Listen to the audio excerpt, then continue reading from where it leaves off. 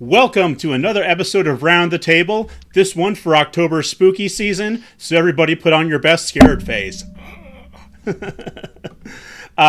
have the topic today is how to make your ttrpg scary, so I brought three of my favorite scary people onto the podcast.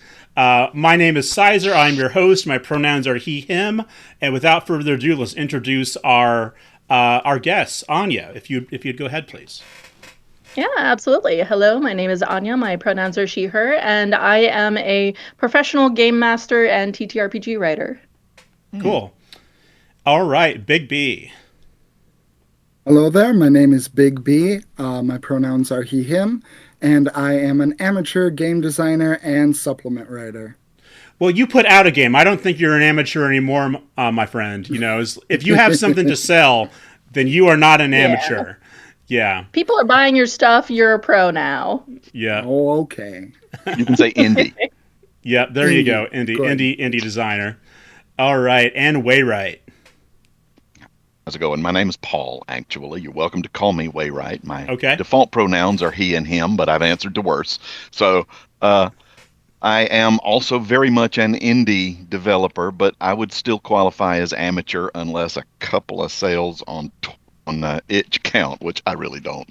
And that's really just an alpha version, but I'm working on a large one. So we'll get there. In the meantime, I like quality over quantity. You know, it sounds like the only person who's made $0 and in fact has probably made $- on their TTRPG projects is me right now. Oh, wait a minute. If you're counting investments, I'm definitely in the hole. Okay, yeah, there is that. The lesson here, folks, is that if make games, if you love it, not to make money in many cases. So, exactly. Yeah. All right, let's get back to the topic today, which is spooky season, how to make your TTRPG scary. So, I'll start with this. What are your favorite horror works? What kinds of horror are you guys into? And you can take a moment to think about it. I guess I'll start off. You know, I really like... I'm a big horror movie aficionado. I've gone through like the Rotten Tomatoes top 200 horror movies list, seen everything on there, from 1920 up to 2025.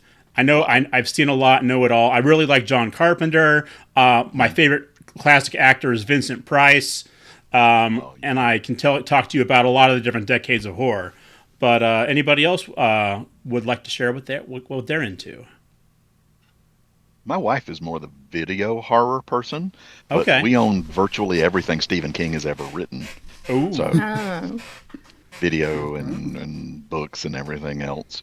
I will say I have learned to appreciate it over the past couple decades living with her. It's all good. It's all good. It's quality over quantity, though. Yep. Yeah, I'm personally really into psychological horror. I love being scared. And for me personally, I don't do body horror. And if I could handle it, I would find it boring, honestly, because it's like cheap scares to me. You know, it's like just so simple compared to asking someone, what are you scared of right now? Yeah. Cool. You know, there's a whole conversation we could have about the topic of like elevated horror there, I think. Mm-hmm. But we'll save that for another one. Big B, how about you? What are your horror influences? Honestly, guess I would call myself a new age horror fan, as most of my horror influences come from like YouTube short movies or stories written specifically for the internet. Like creepypastas or? I read creepypastas so much when I was a teenager. Not many of them were very good, but... You remember Cargo? Oh, that sounds familiar. It's a short. They made a movie about it recently. I haven't bothered to watch the longer one, but the short is amazing. Is Cargo the one with is that like a zombie one in Australia, or am I? Yep. Okay, yep. Yes. The guy has a kid, with And the he's trying to Martin. get the kid to safety, and he's been bitten, and he's watching his watch. That's right. It's Martin Freeman. Martin Freeman's in Oh, it was that. great. Sorry, I have a puppy on my lap now.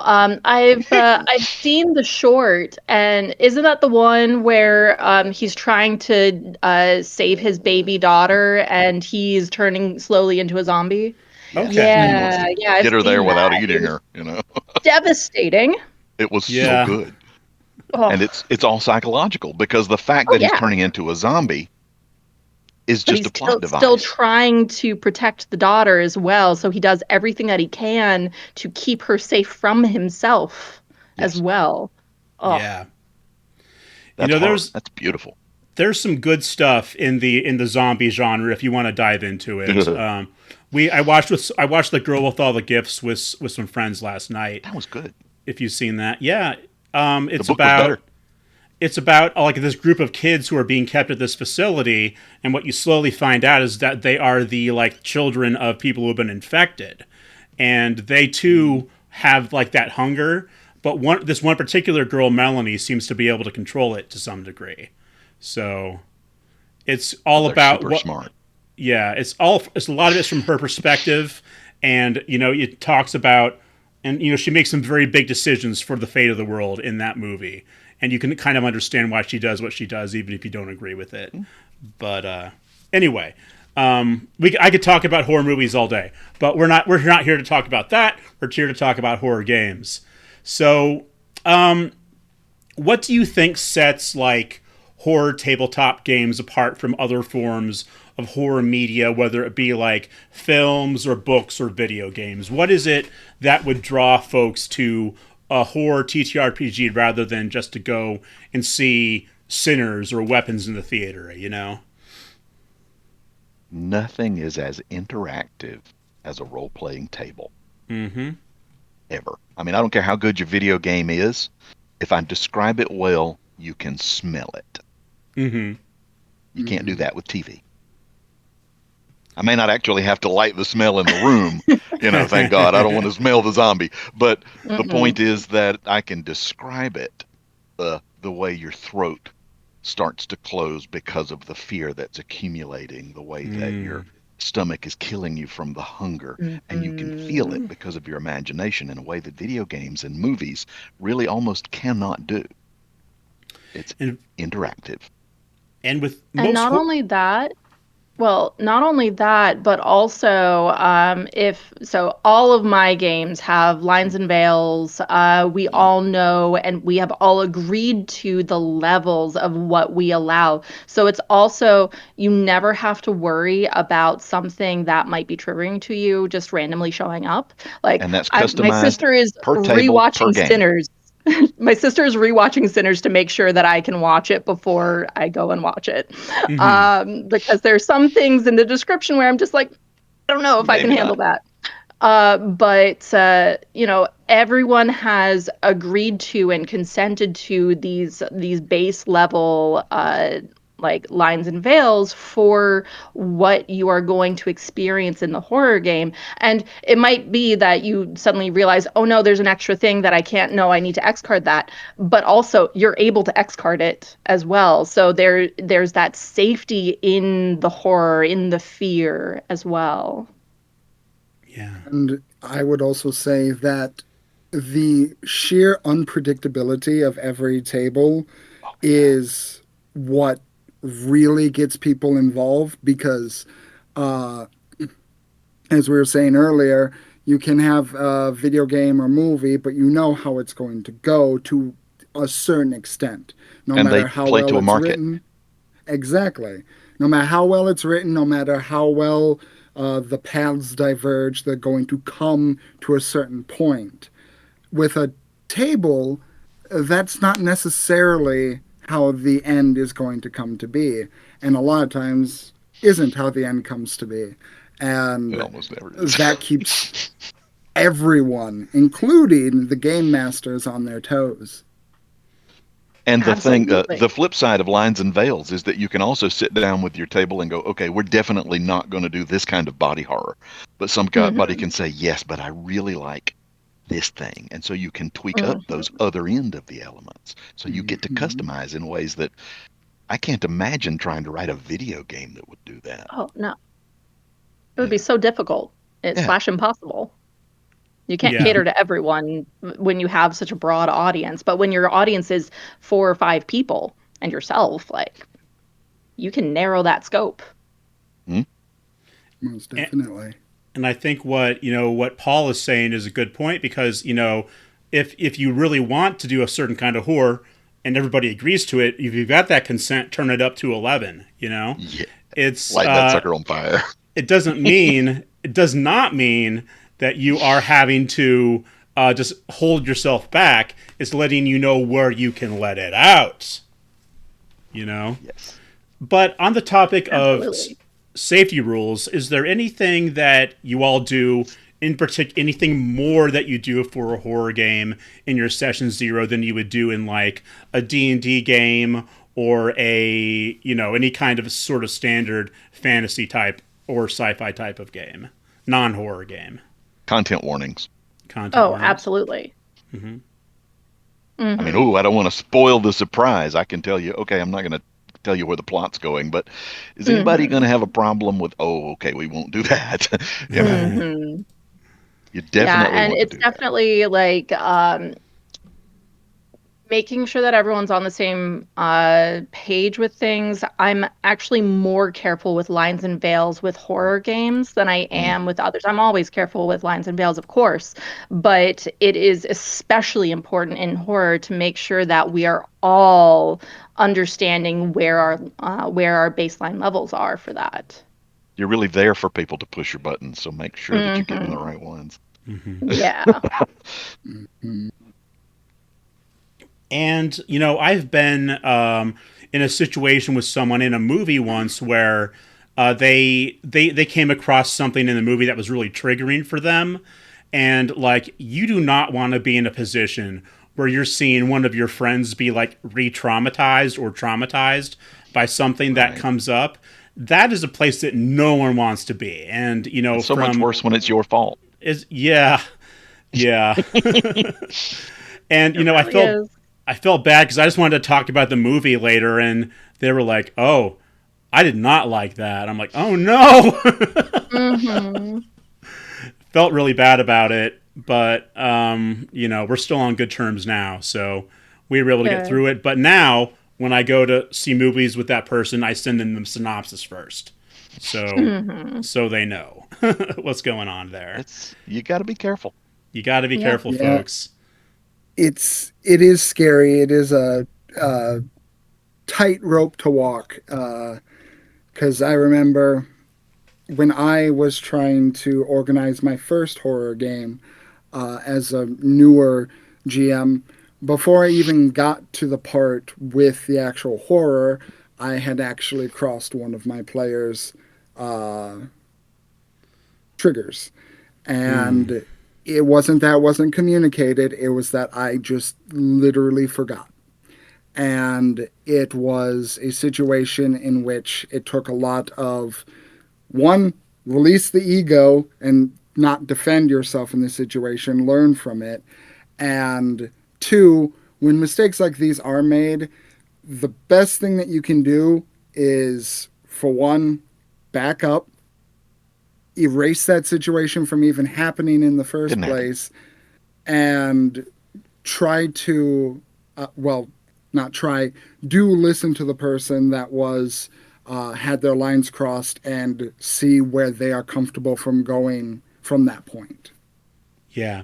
Thank you for sharing that, B. That's it can be that you'll make a mistake, and then you have to do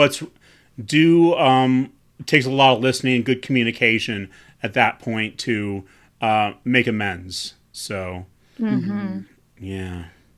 Now, one thing Yeah, and with that, one of the things that I do, so there have been a couple of times, I've been a pro GM for 3 years now, and there have been a couple of times where lines have been crossed, and also with the like backtrack, it's rewinding is the term for that safety mechanic, but you rewind and just start over the scene, removing that line, but then also checking in with the players on the break or afterward. Like I recently, I wasn't even running a horror game. I was running a Candlekeep Mysteries thing, and I had not realized that one of the descriptions had crossed a line for a player until I was in the midst of reading it, and I immediately backtracked and said, "No, no, no, it's not this thing. It's actually this." And then Mhm. afterward, I checked in with them, and I was just like, "I'm very sorry. Are you okay? Is there anything that I can do for you?" So, yeah. Admitting that we have gone where we should not have been in the first yeah, place is the first way to fix it. You have to start by absolutely. not, oh, they shouldn't be so sensitive. You know, don't do that. Don't do that. Yeah. Which kind of, if it segues into, I was putting lines and veils into my own rules and comments about, Patrick O'Leary's cats and things like that. And I actually had people go, make comments, give me crap about it. And I said, that's the problem a lot of the time. The fact that you are being an ableist and thinking that someone else who has a problem, well, that's their problem. They shouldn't be playing these games online with other people. Well, you're meaning they're not going to be available for you to play with then. That person is a great player that has made some really good games for me, and now you don't get to enjoy that because you're being a jerk. Get out of here. You know, Yeah. guess who gets to go? Yeah. Absolutely. Now, one thing I think that we see a lot in horror games, especially, like notably Call of Cthulhu, and games that have like sanity systems, is like kind of Mm, sensationalized ideas of madness and mental yeah. mental health disorders. So that has anybody had experience with systems that do things like that before? I know I've done Cthulhu, so do you? Anybody else done Cthulhu or? Yeah. Okay, so go ahead. Go ahead. So also because I have my games, Uh-huh. so Wretched and Alone also has a mental stability mechanic. You use a Mm, tumbling block tower for your sanity level, and if the tower falls, then you die. And so you have to be, and I was very careful with my game that that I wrote for Wretched and Alone of the way that I phrased it. And please note that it's been 3 years since I wrote this game. So I need to read it to tell you what Mhm. I did.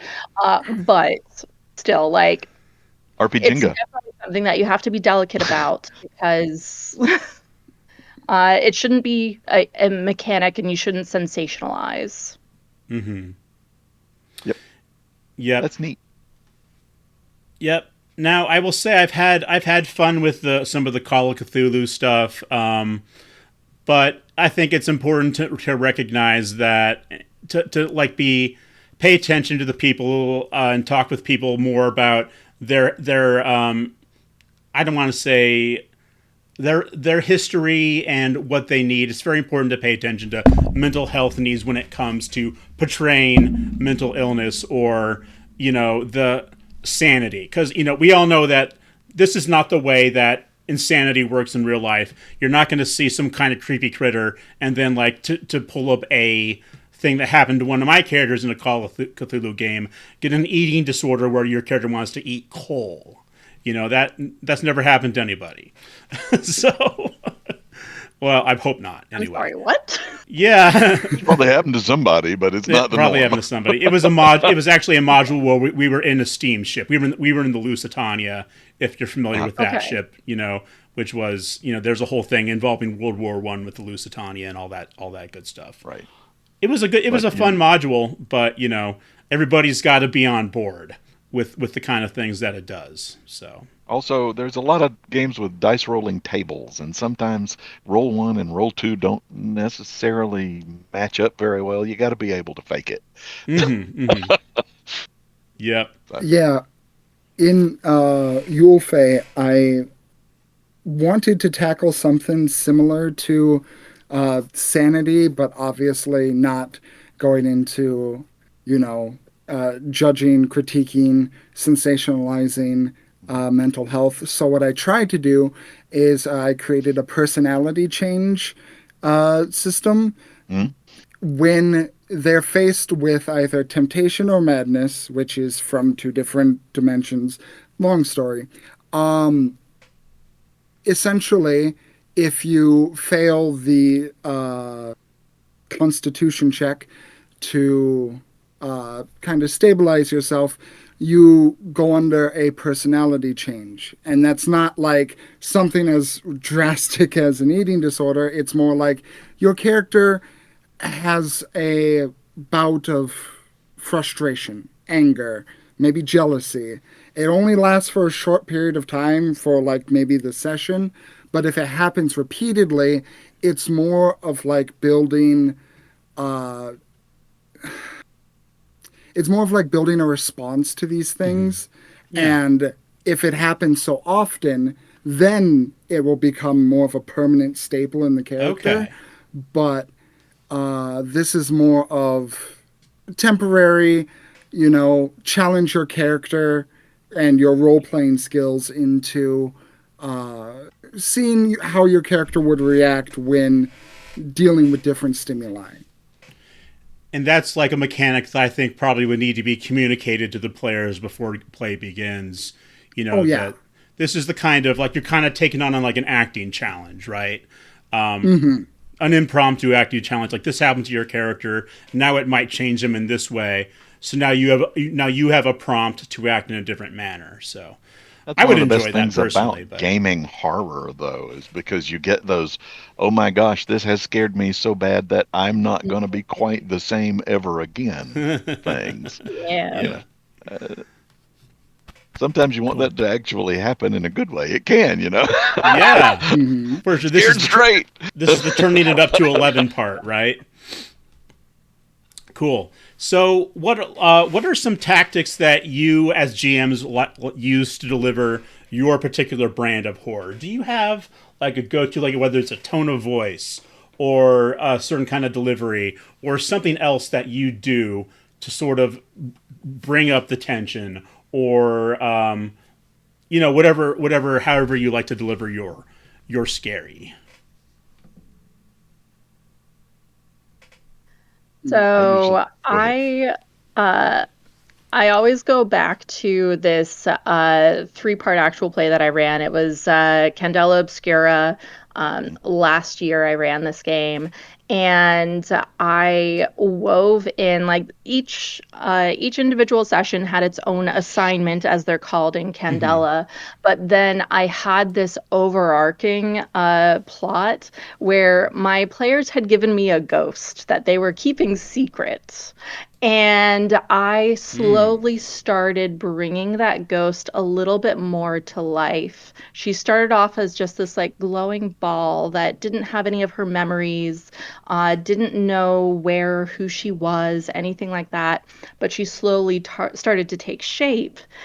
And then in the final episode, I revealed who she was, and she was a character from one of my PC's backstories who had been killed by a serial killer who was going after her as well. And it was so much fun just slowly trickling that information in until they realized, oh no. Just that moment of realization was just So A little bit is of the adrenaline. a build up, to the moment of the yeah. reveal. Yeah. Mhm. It's hard to maintain that kind of patience. Most people are just like, "Oh, this is really cool. I got to give it to you now." And Right. that's the thing, though. You can't do that with a horror game. You have to be patient. You have to make them Mhm. wait. And one of my favorite techniques for that kind of thing, though, is in a lot of games. I mean, I'm a loud person. I'm a very animated person. I'm in the middle of doing all, In horror games, one of the things that I've found is most effective is actually stopping and describing something calmly and quietly. Because it's like if you're in a room full of people talking loud and you lean over and whisper, suddenly you really have to pay attention. And they go, okay, wait a minute. Why is this important enough for that he did that? Especially when it's something that seems mundane. And in fact, I have been known to do it for something that had no particular reason. You just say, let me just drop a mundane thing. By the way, there's an extra trash can in the kitchen. Right? And they're like, okay, wait a minute. Why would there be 2 trash cans in the kitchen? Off they go. And then you wait and see. And usually the players will come up with a much better idea than anything you had in the first place. But just giving them something to worry about is sometimes all it takes. So my players have called me out on this. I very easily give them something to worry about because they just notice me starting to smile to myself. Oh crap, she's enjoying this. Oh no, why is she smiling at this thing that we're doing? What is happening? Okay, so everybody's going to sleep. Yeah, roll a perception check. Oh, cool. Yeah, nobody's sleeping now. Cool. Are you sure you want to do that? Are you sure? Yep. There you go. The classic. Maybe even drop that in when they're doing something that they should be doing, right? Yes. Oh, that's interesting. Oh. And you can't do it all the time if you're going to do that. You just got to wait a minute. Yeah. You go, so you're going to push the button. So let me just be clear on this. You're going to push the button. Okay. You touch the door. Oh, that's interesting. You go over to that. Oh, roll a random die. Oh, yeah. Sometimes it doesn't even do anything. But Paul, I was going to go back. I agree with your idea of talking slowly and calmly, pausing between what you're saying, and as the creeping terror gets closer, you don't even have to shout. Sometimes all it takes is a vivid description with a long, drawn-out last syllable, and that can be all it takes. That's one of my favorite things to do. When I was in college, we did a haunted house in the art department, right? And we had a bud of mine dress up as a werewolf and jump out from behind the Coke machine and just all kind of stupid little things. And what I did was I put on the hat and the cape, and I got a cane and limped through it as their guide. I walked them through the whole thing, right? And at the end, the very last thing that we did before we let them go, I turned around and I had my cape sort of twisted up and held close to me the whole time. I said, well, congratulations, you almost made it. And I reached up and touched their neck with the letter opener I'd been holding the whole time. And I didn't move fast. I didn't yell. I just walked up and just touched it. They can't see that it's not something actually sharp. I swear, I had some people, and there were like 3 or 4 people in the group, and even the people who aren't the one that you're doing it to look like they swallowed their eyeballs. Yeah. So yeah, I wonder if there's any things that you've ever wanted to do with your group that you haven't been able to. Well, I bet you do, Paul. I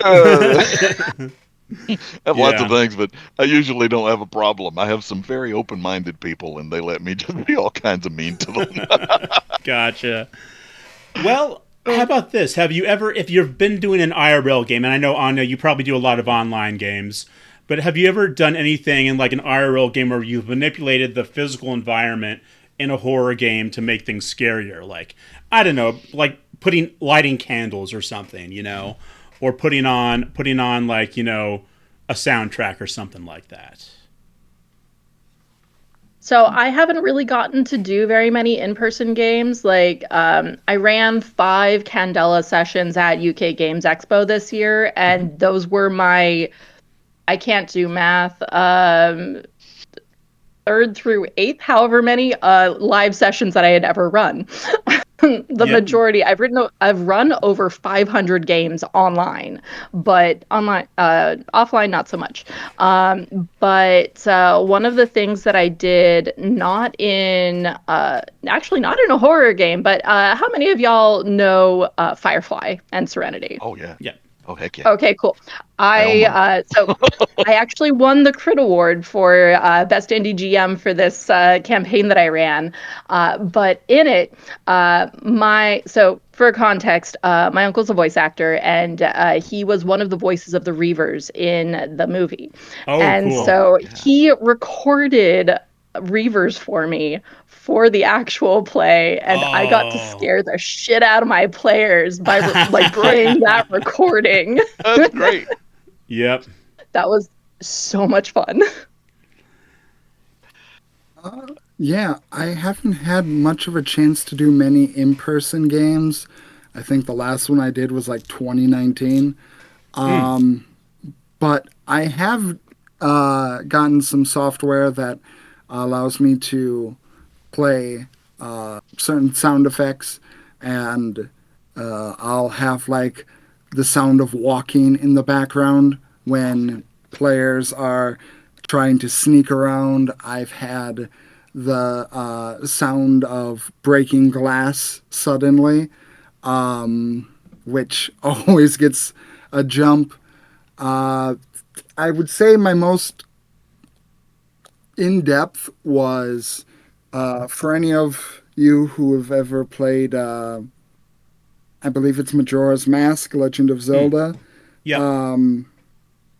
There's the Happy Mask Salesman, who is famous for the line, oh, now I'm forgetting the line. It was, a cruel fate has befallen you, hasn't it? Or something to that effect. And what I did is, while the players were searching inside of an abode, they kept finding that message over and over and over again. And I also started giving them papers when they would look through specific documents of what it said. Of course, that being that specific line. So they just had like a stack of papers by the end that just said, "A cruel fate has befallen you, hasn't it?" And Repetition mixture is a of good scary frustration technique too. Yeah. and terrified. Yeah. Yeah.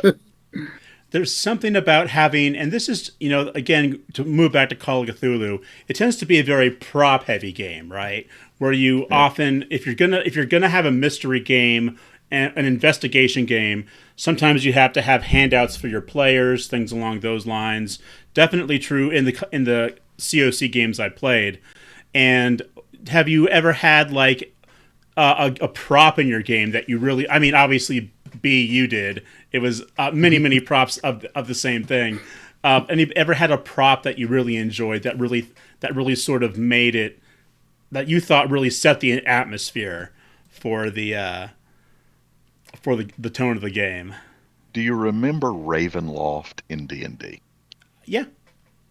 There was a Ravenloft release many moons ago. I'm dating myself, but it's not like you can't tell. It had a deck of cards in it. They were tarot cards. The whole point was they were doing the Ravenloft has this whole theme about the Romani and whatnot, and so they were doing tarot so that you could have, for example, the fortune teller and doing. And I pulled those out and started playing with those. Those things were gold because I would just shuffle the deck and let people ask questions, and I would lay it down and tell them this is your future, and then I would just make it happen. You know, now they don't know exactly what is going to happen, but they know this didn't sound good, and these things keep coming true, and I'm like, this is so good, you know. So that was one of my favorites ever.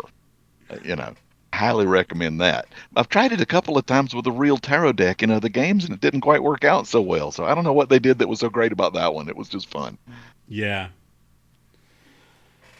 But yeah, having something that you can hold in your hand, or like see on a screen in Roll20 can really, like an old parchment thing.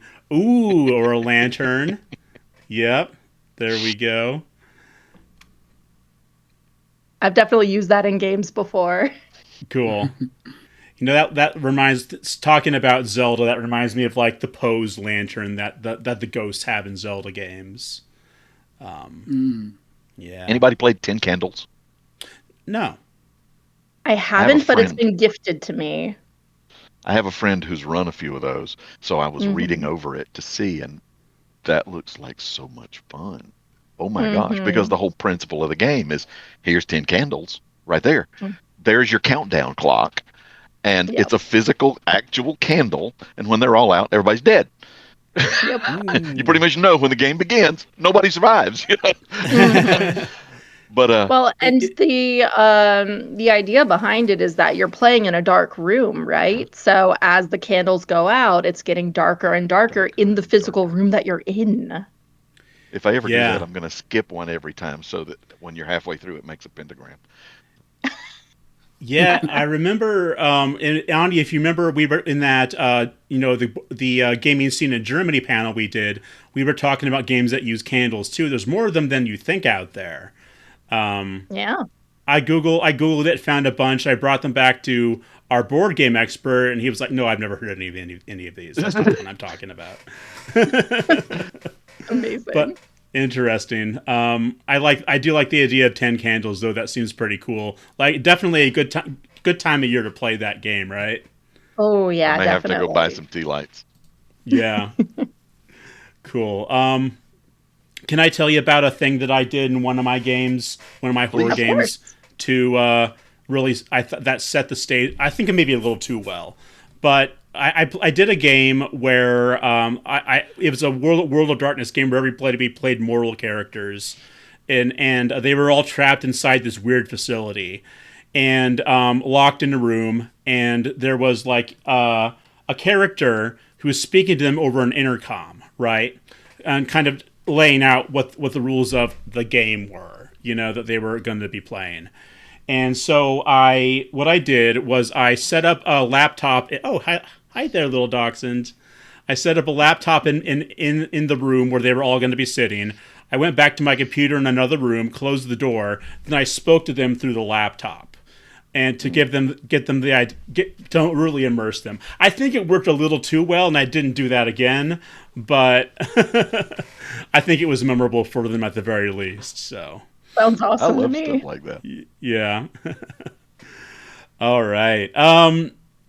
So let's see here. Are there any GM tools and established systems that you really like, as far as use things that you can use in your games? Like we had, Jenny D did her video recently about the Tomb system for Mothership, which seemed like a pretty good framework for horror games to me. Did any of you watch that?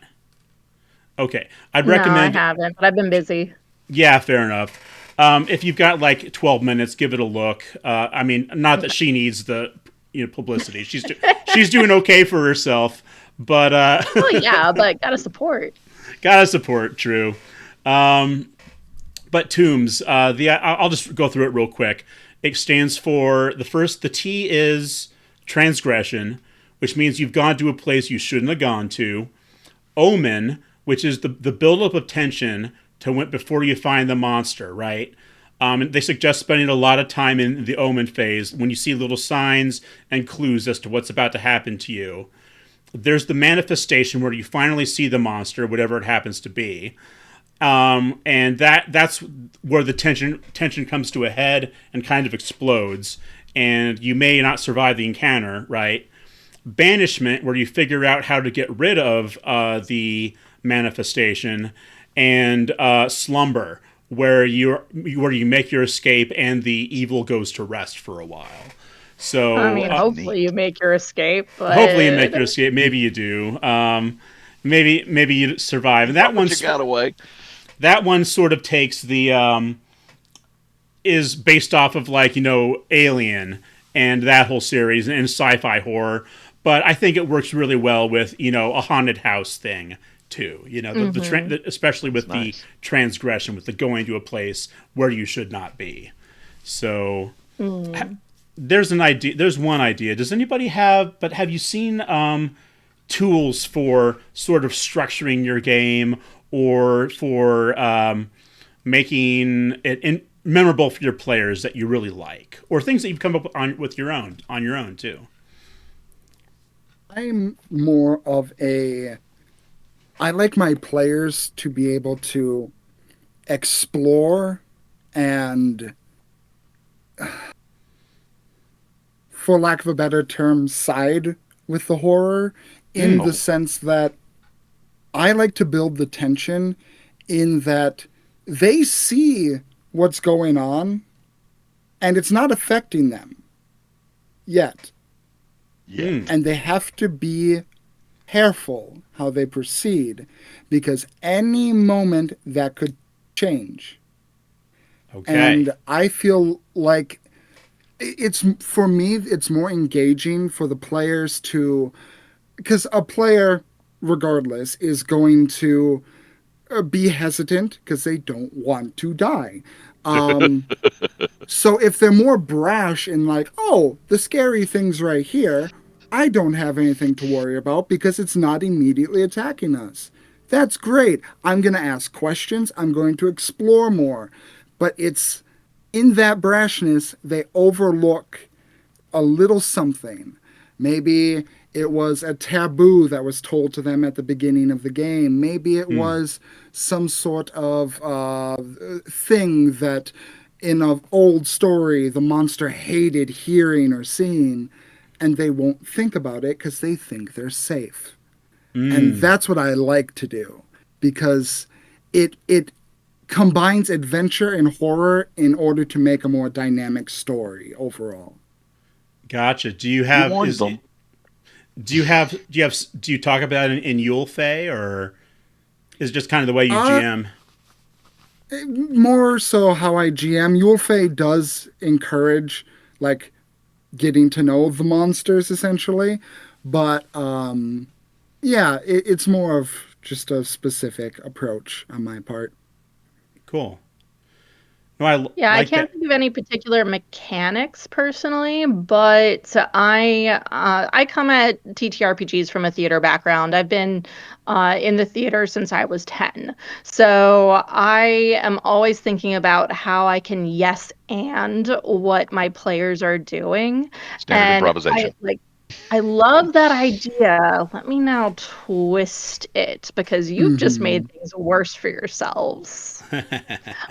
So a really good Absolutely. example that isn't actually a game I ran. It's actually one that I was in, and don't look it up. It was my first time playing a game in German, my only time playing a game in German, and it was my first streamed game ever. So we ignore that. But in that game, it was a Scream. It's a one pager.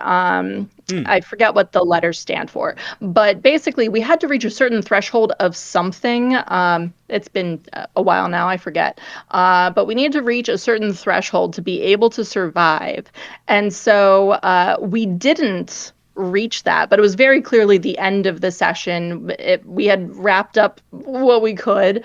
And so another player and I grabbed hands and ran from this creepy haunted space.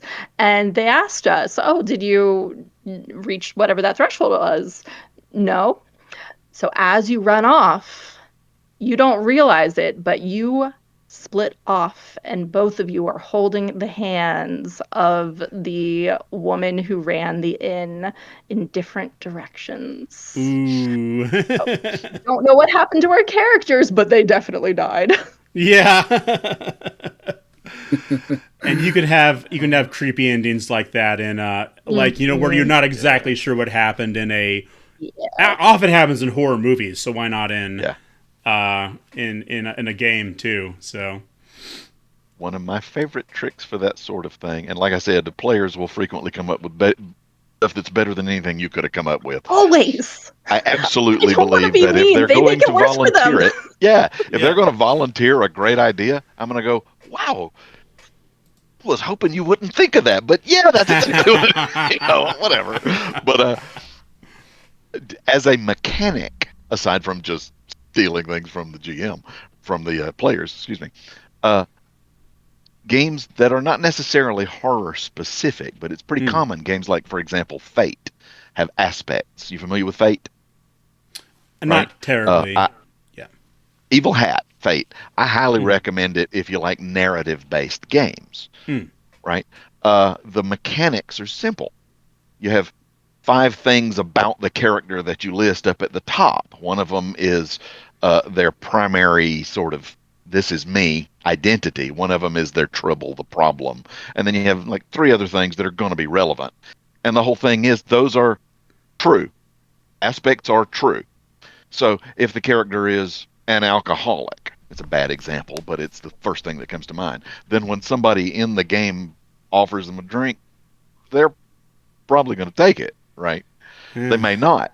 But the way that they mechanize that in the system is if you agree to what's called a compel, this is a bad thing for you. This is going to be bad. So this person is going to suggest it, and your nature says that you would. So if you are going to agree to the compel, here is your fate token, which is a mechanical thing that you can use later when you need a boost. So you get paid for it, right? I like that a lot. In Cortex, they use what they call plot points. So the GM doesn't even do it. It's just all player facing. So Serenity is Cortex. There you go. Yeah. I have, these basic distinctions which define the character. But since I'm doing this thing, I'm going to take one of these dice that is actually usually this good, but I'm going to make it really bad because I want another plot point. So because I'm screwing myself on this roll, you put one of those in my pocket I can use later. Little things like that come in really handy.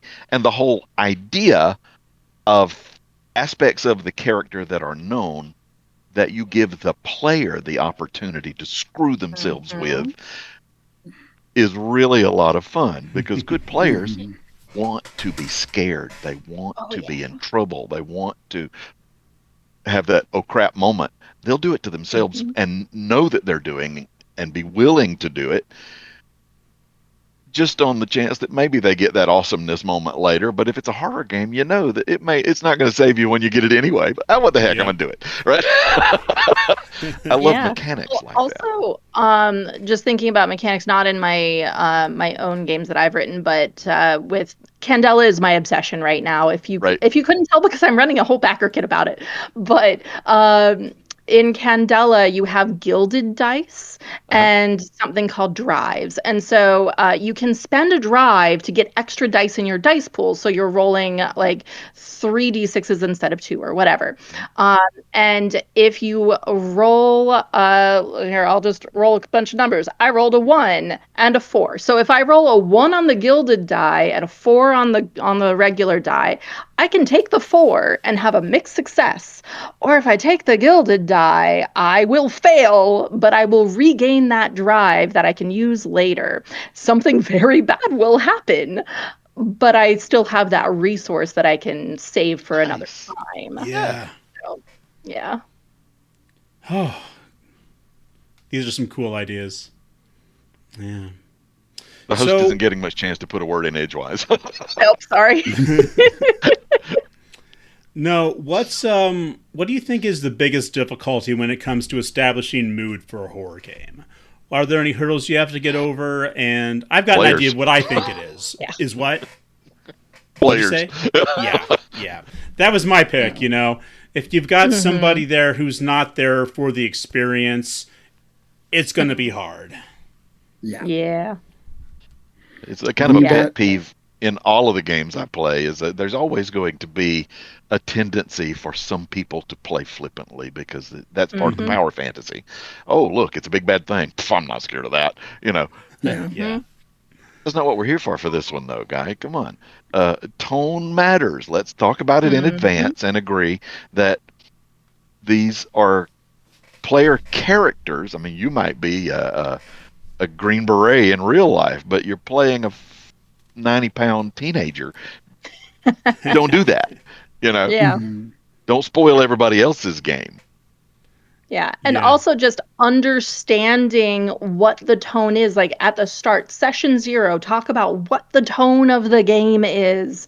I ran a Candela one-shot once, and it was I'm forgetting because it's been 2 years now, but it was one person who had signed up for them and their two friends, and one of them did not realize what the tone of the game was at all, and was treating it like a comedy. Mm-hmm. And they just I kind of hate went that. with it, and I was just like, well, I know this isn't what your friend who signed everyone up wanted, but it seems like the tone that it's going, so we're going to play this more Monster of the Week than Hmm. Candela. Is it working? Is the test. If it's Yeah. Yeah. working, yeah, it's fine. Yeah. The other, And the difficult. Ooh, go ahead. go ahead. I had a turn.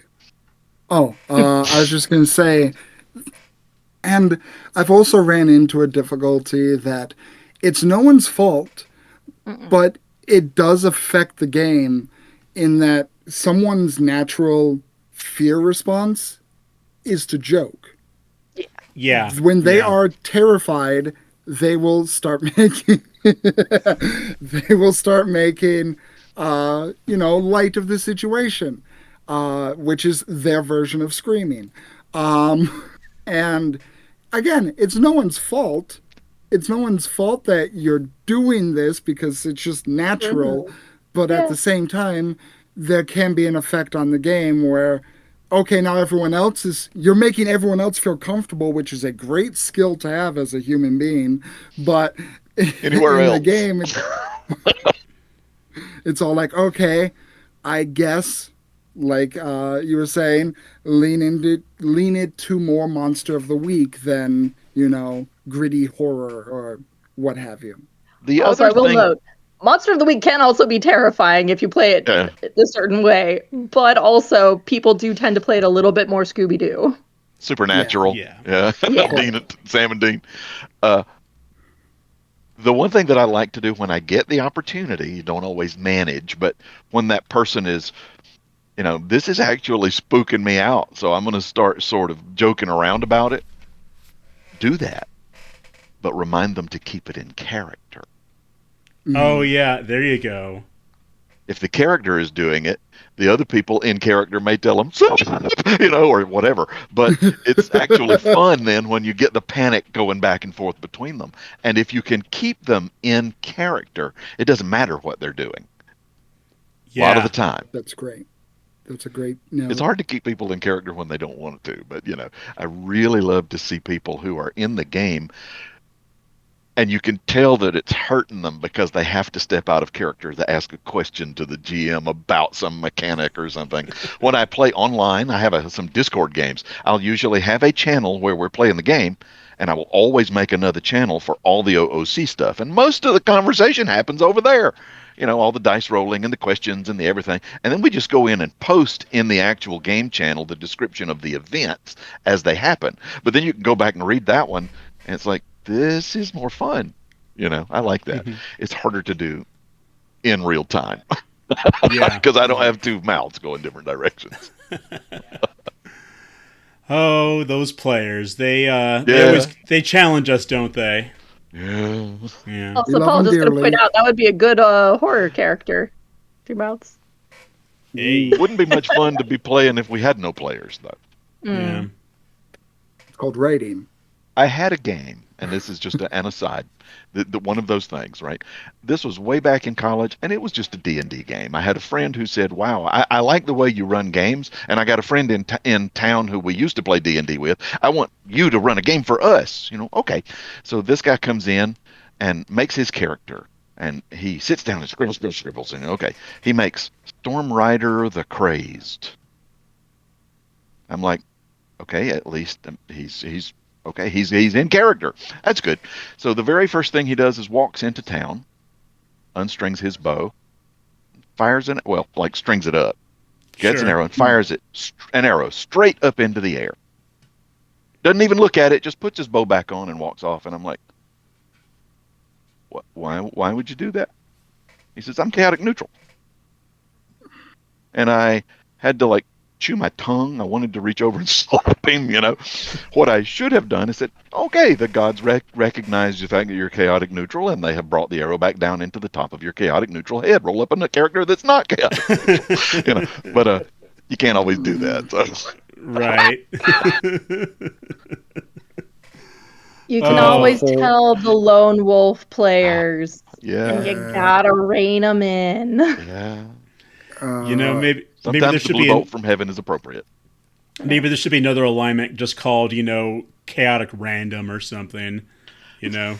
We had a barbarian who called himself chaotic rude, Okay. I like chaotic but he it. was true to stupid. character all the way through. He was good. Yeah. Oh, Oh man. Next So, question. next question. Let's move on to your own projects. Because I know that all of you are or have been working on some kind of horror themed game. So why don't we go in reverse order this time? Paul, why don't you tell us about what you're working on? Oh boy. Okay. Um, Everything I do is always more complicated than it needs to be, so fair warning. What I have actually done is built a an abstraction SRD that is intended to be used to make games. So the point Hmm. is, you take the SRD and you crank out your own little game with it. So it's Hmm. actually intended for things like game jams, Cool. right? As a proof of concept, I threw together level one because it's not supposed to be class and level based. It's mostly expected to be used for things like skills and stats. So for level one, I said, let's make something class and level based just to see if we can. And it actually works surprisingly well. So it's kind of a the D&D knockoff that really isn't.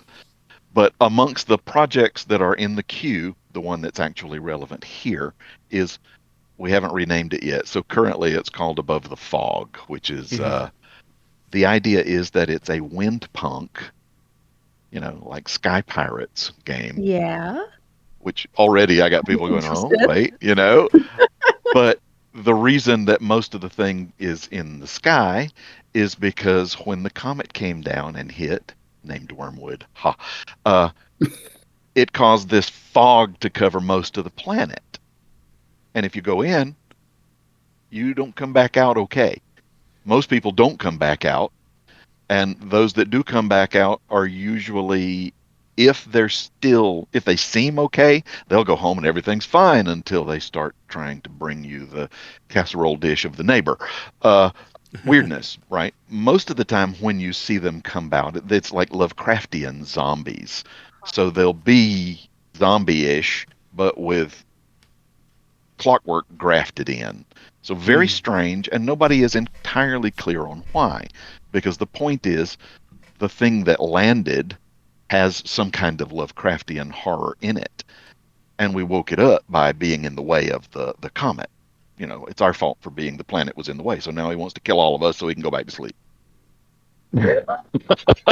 Cool. So it's Okay. an interesting combination of things because it's a post-apocalyptic with a heavy horror elements. Yeah. Mm-hmm. Although it's designed so that you could play it slapstick if you want. That's not really the intended goal. But I'm looking forward to playing that one, to be perfectly honest. Cool. Yeah. Sounds awesome. You've told me about it before, and I was hooked on the Yeah, idea. So yeah, I'm looking forward to seeing that one, Paul. Let us know. Let us know when you get a little closer. We can maybe get it on ND Spotlight or something. So will do. cool. All right, Big B. How about you? well, I have a game called Yulfe. It is a urban fantasy in which there exists basically three dimensions: the shared world, the paracosm, which is uh, think your fairly standard Fey element. Very colorful, very bright, very vibrant. Lots of different kinds of life, lots of different kinds of persons, and there's politics and all that good stuff. And then you have the Parasudba, which is a world, but also an entity. And the thing is that from this specific place, there are bits and pieces that sometimes break off and land into the shared world. We call these abstracts because these creatures manifest into their own forms based off of their environment. And they can be anything from, they can look like a regular human with just weird colored eyes because they landed next to a bakery shop. They can also look like your worst nightmare with rows of teeth because they landed by a crystal cave and that's just what they thought a mouth looks like. So on and so forth. I like rows of teeth. I do too. I was just like, I've been writing so many games and I'm just like, oh, I like to describe sharp, pointy teeth a lot. I just did this in a game I was playing, exactly. Anyway, sorry for interrupting. Sorry, No problem. go ahead. But the thing is that it gets worse because Doesn't it all? when one of the Fae and one of the Abstract, who are both in the shared world, meet, reality's like, I don't like that. This doesn't make sense.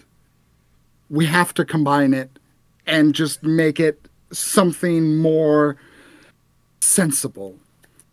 And that is where you get a Yule Fae. A combination of two creatures who shouldn't be in a place where they should never have met. Okay. And there's more to the world itself. Lack of stories being told, so you get paid to adventure and explore.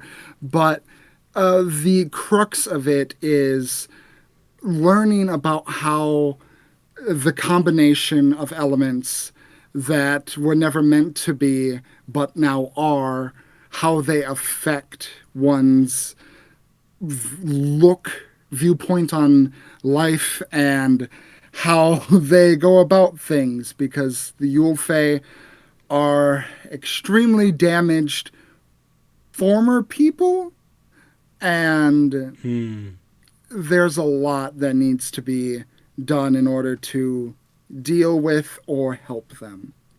Okay. So it's cool I that you love can. that Cosmology. concept so much. Yeah, I like that it's possible to like help them too, because it doesn't mean that they're just some kind of. I mean, it is kind of abominable what has happened to them, but that doesn't mean that they necessarily have to be abominations, right? So Not every Yeah. game has to be murder hobos. yeah, No. for sure. Also, I just gotta say, it gave me such like horror Charles DeLint vibes. I don't know if you know that author, but I absolutely adore him. I believe he's Canadian.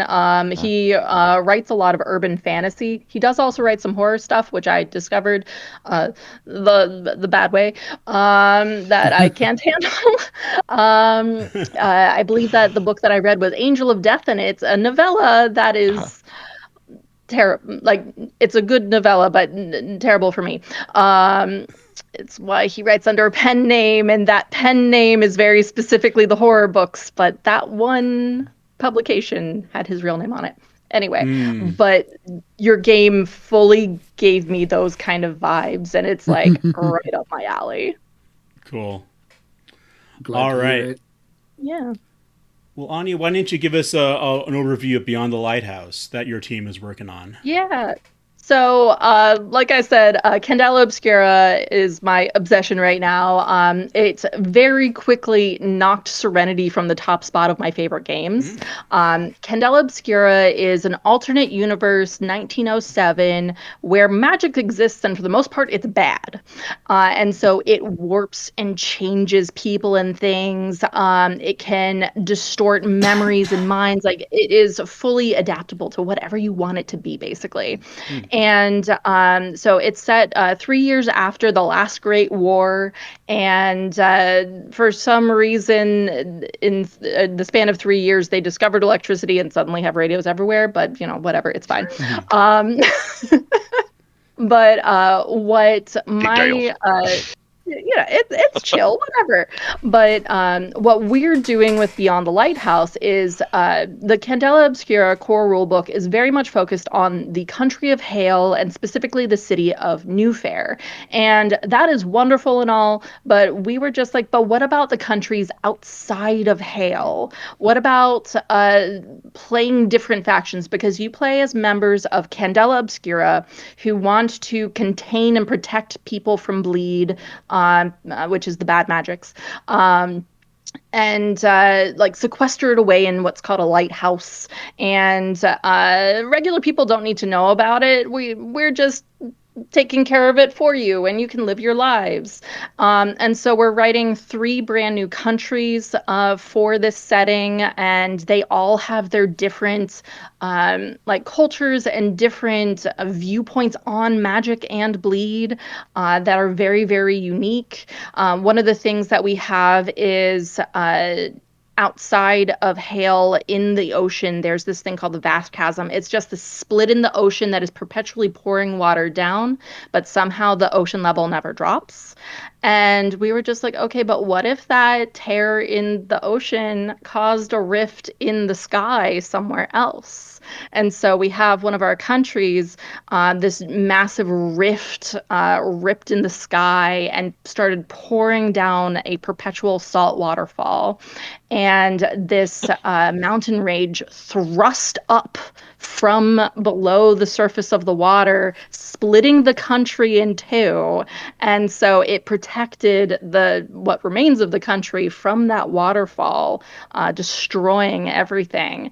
And so in the last 2,000 years, people like this whole religion has been built up around the mountain, and like all of these different kinds of things. That country is being written by Lola, Third Vault Yarns. They are incredible. And I'm so stoked about that country. And besides the countries, so Candela Obscura is a faction. I talk a lot, my apologies. But Candela Obscura is a faction. There are other factions in the world. So there's the Exoteric, I had it written down somewhere, Exoteric Order of New Sciences. Yep, I remember that. Yeah, there we go. And they're like the weird science people. And there's the Red Hand, who are like collectors of bleed artifacts, and they tend to be rich people and stuff like that. And those are global organizations. And we were just like, what if you could play these? And then there are also individual factions for each of the countries as well, and 20 modules based in those settings. So many player options. I've had a look at one of the countries when we did our episode of Indie Spotlight. Mm-hmm. Looks real cool, folks, and currently on BackerKit. So nice. Yeah, I think we're somewhere like 65% funded currently, and we have, I think, 22 days left. So getting there. Cool. So, folks, if you're anything you've heard just now interests you, we're going to have links in the description to all of our guests' projects that you can check out. Maybe throw a little bit of money their way. It can never hurt, right? Help out some struggling game devs. So yeah. Let's wrap it up. Do you all have any thoughts for any final thoughts for GMs out there who may be looking for the next thing to give themselves a leg up in their horror game? Standard stuff for people who are maybe GM familiar but new to horror. Mm-hmm. Limit player agency. Give them choices, but don't let everything just succeed. Right? Description. All 5 senses, preferably other ones besides those 5, because things like balance, it matters, right? Yeah. Description is going to matter. And callbacks. Talk about anything. It doesn't matter how mundane. Mention it again later. Doesn't matter whether it matters or not. It's going to make them think it does. Yep. And then, of course, I've said over and over, steal their ideas. Let your players write pieces of it. They're going to be better than you are at this. Cool. Yeah, my really big thing, piggybacking off of that a little bit, is doing the callbacks. I'm forgetting the official term for this, but there's this idea in books and movies where you need to repeat a thing 3 times for it to solidify in people's minds. So even if it's a red herring, if you mention it 3 times, they will remember. And it is very delightful. And the really big thing is don't be heavy-handed with it. Like, draw things out, take your time, because in drawing things out, it'll make it that much scarier. Cool. I agree with everything that the two of you have just said there. So, And I would say, as a rule of thumb, this is not an objective rule by any measure, but horror usually is comprised of three elements: shock, fear, and disgust. Now, for a scene to be horrifying, you usually combine two of those elements, all three if you really want to, go above and beyond. But don't think of these as just the flat definitions. Like, disgust is not always just something gross. You could come across a scene of someone signing a contract that they swore they never would, and that will evoke the same feeling of disgust. And if you combine that with the shock of the scene, you can create a horrifying scene with no monsters at all. Just something that takes someone by surprise and is so incredibly disheartening it sends them spiraling. okay. Mentioned Stephen King at the beginning. One of the scariest stories he ever wrote was a short story called The Last Rung on the Ladder. It has absolutely no supernatural elements. Go look it up. Yeah. Hmm. Um, and one of the first stories he wrote as Richard Bachman was called The Long Walk. It was Yes. made into a movie that's in theaters right now. So, you know, Nothing supernatural about it, but nothing oh, it's good. supernatural about that either. Very good movie and very frightening too. But anyway, folks, if you're gonna play a horror game, have fun, be safe, talk to your players a lot. When you can crank it up to 11, that's when you get to have fun. So I want to give a thank you to all my guests, Anya, Big B, and Paul, today for being on the program once again. You've added a lot to the conversation today, and I hope, listener, that you found something that you can use in your own games here. So thank you for watching Around the Table. Please remember to like, comment, and subscribe, and we will see you on the next one. Bye, everybody. Thank you very Bye. much. Yeah.